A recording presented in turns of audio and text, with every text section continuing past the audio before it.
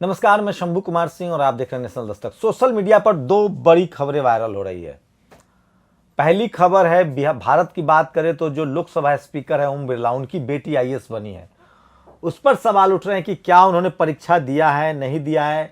दरअसल 927 वैकेंसी निकली थी, 89 सीटों का रिजल्ट रोक लिया गया था और अब राखी बिरला, माफ कीजिएगा, ओम बिरला की बेटी जो है अंजलि बिरला, वो आईएएस बन गई है। लोग पूछ रहे हैं कि क्या वो बिना एग्जाम दिए हुए सिर्फ इंटरव्यू देकर उनको आईएएस बना दिया गया। एक तो लेटरल एंट्री शुरू कर दी गई। लेटरल एंट्री मतलब सरकार चाहे जिसको भी आईएएस बना दे, न एग्जाम न परीक्षा, जो सरकार के मन में हो वो बना दे। अब सरकार इस देश में व्यवस्था कितना ईमानदार है आप जानते हैं कि सैया भय कोतवाल तो डर काहे का। दूसरी बड़ी खबर है कि अमेरिका के व्हाइट हाउस में ट्रंप के समर्थक घुस गए।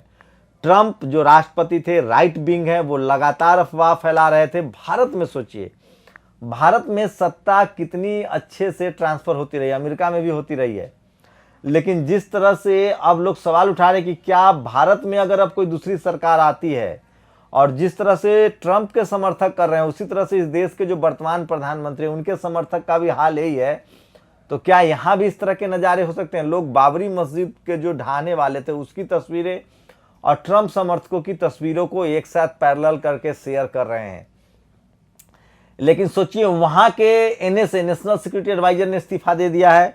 उसके बाद बताऊं कि भारत में कितना आसान है, वहां तो फिर भी मुश्किल है क्योंकि वहां का जो सुप्रीम कोर्ट है उस पर बहुत ज़्यादा लोगों को भरोसा है और तमाम चीज़ें हैं। और लेकिन भारत में अभी जो हालात हैं, चाहे वो सीबीआई हो, चाहे वो सुप्रीम कोर्ट हो, चाहे सीएजी हो, चाहे ईडी हो, इन तमाम की निष्पक्षता पर लोग सवाल उठा रहे हैं। सेना में जिस तरह से पोस्ट क्रिएट किए गए हैं उसके निष्पक्षता पर सवाल उठ रहे हैं। तो लोग काफ़ी डरे हुए हैं। और ये सोचिए, संसद भवन हमले को लेकर ट्रंप से जुड़े अफसरों के इस्तीफे शुरू। डिप्टी एनएसए और व्हाइट हाउस के अधिकारियों ने पद छोड़ा। लोग ने अपनी गलती मानी है, पद छोड़ दिया। लेकिन भारत में क्या ऐसा संभव हो सकता है? तो सवाल है कि क्या एक कट्टरपंथ जो है, वो धार्मिक कट्टरपंथ, वो आगे आ रहा है और देश दुनिया भर में राइट विंग जो है वो अपने आप को सबसे सुपर में, व्हाइट सुपरमेसी की वजह से राइट विंग लगातार, जो ट्रंप हैं वो चर्च में जाके उन्होंने ब्लैक लोगों का जो आंदोलन था उसका विरोध किया था। उनके जो समर्थक हैं वो संविधान को मानने के लिए तैयार नहीं है, चुनाव को मानने के लिए तैयार नहीं है। ठीक भारत के संविधान के तरह ही वहाँ के संविधान ने अश्वेतों को अधिकार दिया है, महिलाओं को अधिकार दिया है, वो उसको भी मानने के लिए तैयार नहीं है।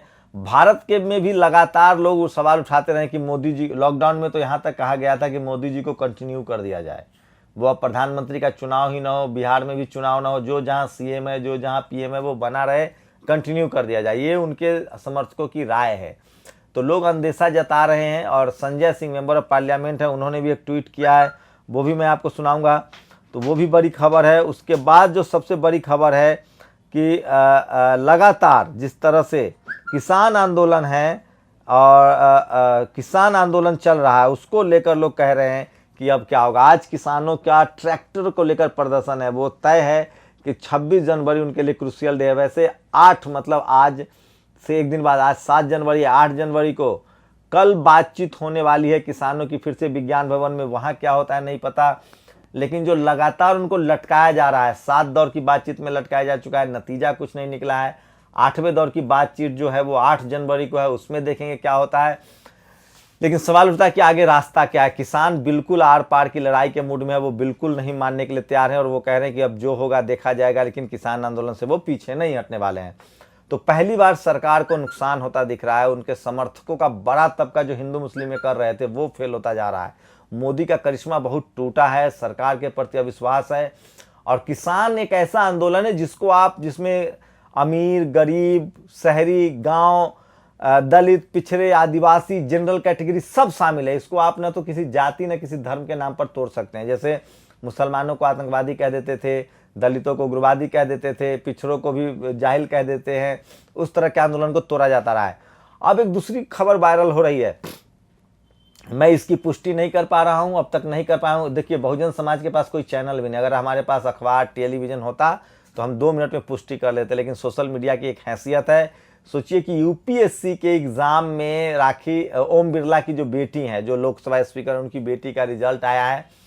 वो भी 89 लिस्ट में जो रोक लिया गया था। और इस तरह से हज़ारों आईएएस के घोटाले होते रहे। लोग शक जाहिर करते हैं कि रिजल्ट क्यों रोक लिया जाता है, अगर ये सब क्वालिफाई थे तो क्यों नहीं एक साथ रिजल्ट लाया गया। उस समय यूपीएससी ने जवाब दिया था कि इसमें हम संतुलन बनाएंगे और शोषित वंचित लोगों के रिजल्ट ज़्यादा अच्छे होंगे, लेकिन ऐसा नहीं हुआ है।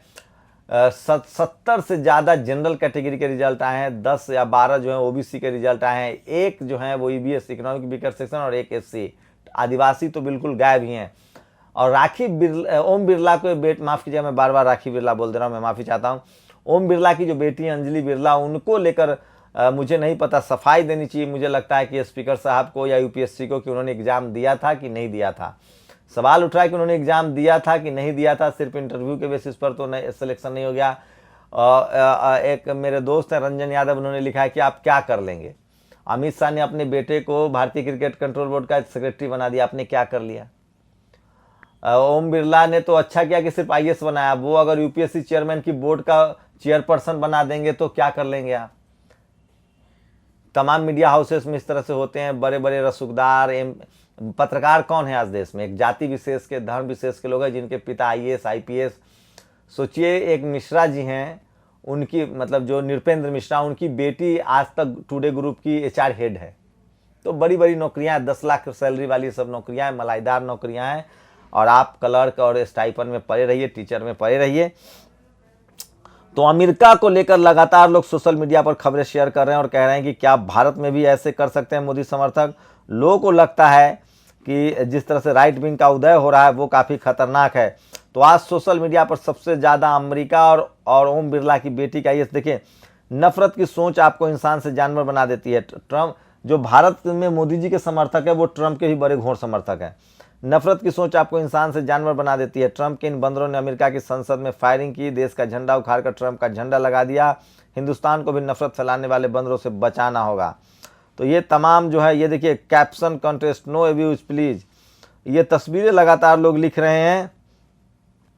और मैं फिर कह रहा हूं कि अमेरिका के संसद में जो हुआ है उसको लेकर, why is there an Indian flag there, this is one fight we definitely do not need to participate in. Varun Gandhi ने लिखा है, why is there an Indian flag there, why is there Indian flag there, this is one of fight definitely don't need to participate in। तो ये देखिए भारत का झंडा वहाँ दिख रहा है, मतलब मोदी जी के समर्थक जो हैं वो भी उसमें शामिल हैं। ये वरुण गांधी ने ट्वीट किया, इस वीडियो को देखिए। तो जो मोदी जी के समर्थक हैं वो ट्रंप के भी समर्थक हैं। तो ये तस्वीरें दिखाया जा रहा है और मोदी जी ने खैर इसकी निंदा की है। किस तरह बंदों का कॉन्फिडेंस तो देखिए, ये देखिए किस तरह से लोग माइक उखाड़ के ले गए हैं। तो ट्रंप के समर्थक जो हैं वो बिल्कुल डेमोक्रेसी में भरोसा नहीं करते हैं, संविधान में भरोसा नहीं करते हैं। और नतीजा आपके सामने, हा क्यों भाई, सेकुलरिज्म का झंडा फहराने का ठेका सिर्फ ब्राह्मणों ने ही ले रखा है। ये देखिए दिस इज आवर जर्नलिज्म, ये 3 पत्रकारों को दिखाया गया है, प्रसून, संदीप चौधरी, अभिसार और रवीश और गोडी मीडिया। तो इसको लेकर भी सवाल उठ रहा है कि इसमें SC ST OBC माइनॉरिटी के तो है ही नहीं, तो पक्ष भी है वही विपक्ष है। मीना कोटवाल ने भी इसको लेकर ट्वीट किया है कि हम लोग कहाँ हैं, हम लोग भी तो पत्रकारिता कर रहे हैं। तो अभी SC ST OBC को पत्रकारिता समझ में नहीं आ रहा, अभी उनको बहुत आगे जाना पड़ेगा। तो बिल क्लिंटन ने इसको लेकर भी लिखा है। और अमेरिका के जो डेमोक्रेटिक सिस्टम पर हमला हुआ है, जो संविधान पर हमला हुआ है, जो संसद पर हमला हुआ है, लोग तुलना कर रहे हैं। अयोध्या की कामयाबी के बाद अब वाशिंगटन में कार सेवा करते कुछ भक्त, तो तमाम लोग जो हैं वो मोदी जी के समर्थकों से इसको जोड़ रहे हैं,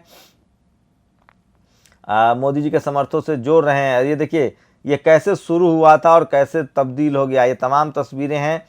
तो लोग चिंता जता रहे हैं कि क्या भारत में अगर मोदी जी को हटाना पड़ा या वो चुनाव हार जाते हैं, जिसकी बहुत कम संभावना है, यहाँ तो EVM भी है, तो क्या फिर भारत में भी इसी तरह की चीज़ें होंगी।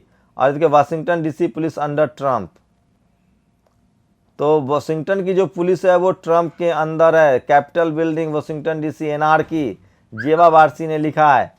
तो वहाँ भी सत्ता के दम पर इस तरह की चीज़ें हो रही हैं, तो पुलिस को लेकर भी। लेकिन अब वहाँ पुलिस लोगों ने इस्तीफा देना शुरू कर दिया है। तो ये तमाम तस्वीरें हैं। और जो बाइडन ने कहा है, through war and strife America has endured much and we will endure here and prevail now. लेकिन वहाँ अमेरिका में तमाम जो इंस्टीट्यूशन है, तमाम जो तमाम जो संस्थाएं हैं वो जो हैं वो बिल्कुल ठीक काम कर रहे हैं, इसलिए वहाँ बहुत उम्मीदें हैं। और ये तमाम खबरें मैं दिखा रहा हूँ और सोशल मीडिया पर सबसे ज़्यादा वायरल है। लेकिन भारत में जो है लोगों ने साफ साफ कहा है, एक देखिए और सूर्य प्रकाश सिंह रिटायर्ड IAS है, वो जा रहे थे बदायूं जाने के क्रम में उनको रोका गया है, वो भी सोशल मीडिया पर वायरल खबर है। तो योगी जी की पुलिस जो है वो बिल्कुल बात ही नहीं करने दे रही है,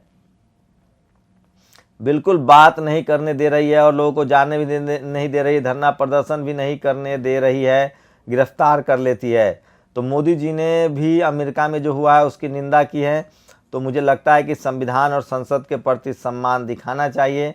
और लोग सवाल पूछ रहे हैं कि क्या जो अमूमन मोदी जी के जो समर्थक हैं वो ज़्यादातर जो हैं वो ट्रंप के भी समर्थक हैं।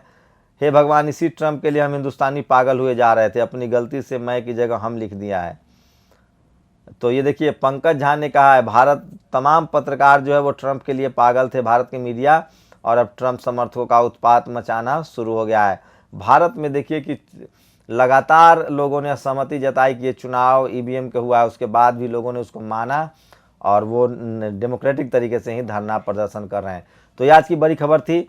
मुझे लगता है कि जो लोकसभा स्पीकर हैं ओम बिरला, उनकी बेटी का सिलेक्शन एग्ज़ाम देने पर हुआ है, एग्ज़ाम देने के बाद हुआ है और लास्ट में हुआ है। 89 सीटों के सिलेक्शन पर किस आधार पर किया गया है उसको लेकर भी करना चाहिए। और ये देखिए ट्रंप के समर्थकों ने मीडिया पर बहुत हमला किया। भारत में मीडिया जो है वो सरकार के साथ है, लेकिन वहाँ जो मीडिया है वो सरकार के खिलाफ है। तो वहाँ ट्रंप के समर्थकों ने मीडिया पर बहुत ज़्यादा हमला किया है। सोमारी स्टोन ने ये तस्वीरें शेयर की हैं। तो ये अमेरिका में बहुत बुरी स्थिति है और ये सोशल मीडिया पर सबसे ज़्यादा वायरल है। आप लोग की प्रतिक्रिया दीजिए, क्या आप ट्रंप के समर्थकों के व्यवहार से संतुष्ट हैं या उसके खिलाफ हैं? शुक्रिया। नेशनल दस्तक की आपसे गुजारिश है कि अगर इसको बचाना चाहते हैं तो नेशनल दस्तक को सब्सक्राइब करने के लिए रेड कलर के सब्सक्राइब बटन को दबाएं।